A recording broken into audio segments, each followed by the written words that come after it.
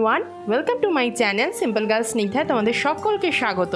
আশা করি তোমরা সকলে খুব ভালো আছো, আমিও অনেক ভালো আছি। তো আজকে চলে আসলাম আমি সকালে কি কাজ করি সেগুলো তোমাদেরকে দেখাতে।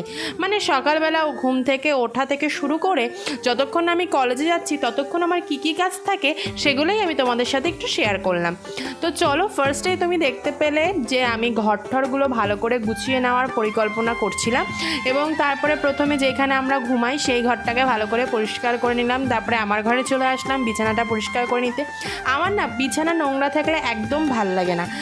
বিছানা ঘর আমার সবসময় টিপটপ থাকতেই খুব ভাল লাগে, তাই জন্য আমি আমার ঘর বা আমার বিছানা সবসময় টিপটপ করেই রাখি এবং নোংরা জিনিসগুলোকে সবসময় গুছিয়ে সুন্দর করে রাখারই চেষ্টা করি।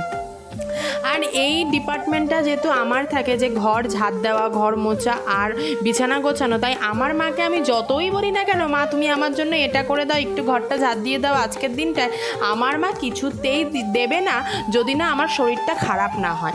মানে আমার যদি শরীর খারাপ থাকে সেক্ষেত্রে আমার মা করে দেয়, আর যদি শরীর খারাপ না থাকে তাহলে আমার কাজ আমাকেই কিন্তু করতে হয়। আর তোমাদেরকে এর আগের ভিডিওতে আমরা বলেইছিলাম আমি যে আমাদের কাজ ভাগ করা থাকে। আগের দিন যেহেতু নাচের ভিডিও শ্যুট করেছিলাম তাই শাড়িটা আর তোলা হয়নি, যেহেতু প্রচণ্ড পরিমাণে ঘেমে গেছিলাম আর এত গরম লাগছিল যে শাড়িটা একটু রোদ্রে দিয়েছিলাম শুকানোর জন্য। সব শাড়ি তো আর সবসময় সার্ফে কাচা যায় না, তো সেগুলো রোদ্রে দিয়ে আমি আলমারিতে তুলে দিই। বিশেষ করে যদি জামদানির ক্ষেত্রে সেগুলো যদি আমি ধুয়ে দিই তাহলে ওগুলো পুরো মানে মার চলে যায় আর ওগুলো পুরো মেনা হয়ে যায়, তাই জন্য আমি আর ওইগুলো ধুই না। তারপরে আমার ঘরটার সব ঝাড় দেওয়া কমপ্লিট হয়ে গেল। এবার আমি দাঁতটা মেজে নিলাম। তারপরে আমার অনেকগুলো জামা কাপড় ছিল, সেই জামা কাপড়গুলো আমি তোমাদের সাথে চেয়ারে বসে নিলাম।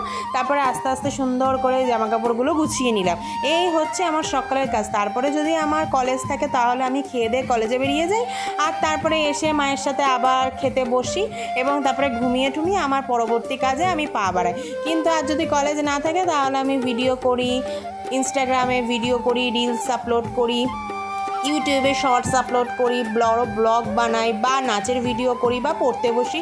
এইগুলোর কাজই আমি করে থাকি সকালবেলাটা। তো সকালবেলায় আমার মায়ের শুধুমাত্র বাসন মাজা, কাপড় কাচা আর বাবাকে রান্না করে দেওয়া, এগুলো হচ্ছে আমার মায়ের কাজ। আমার মা এগুলো করে চলে যায় পড়াতে, আর আমি ততক্ষণে আমার কাজগুলো করে নিই। সত্যি কথা বলতে মাই হয়। মা তোমাকে যতটা সাহায্য করবে তোমার কাজের ক্ষেত্রে, তোমার শরীরটা অসুস্থ হয়ে গেলে মা তোমাকে যা সাহায্য করবে, অন্যের বাড়ির মায়েরা কিন্তু মানে তোমার শাশুড়ি বলো বা যেই হোক না কেন, সে কিন্তু অতটাও সাহায্য করবে না।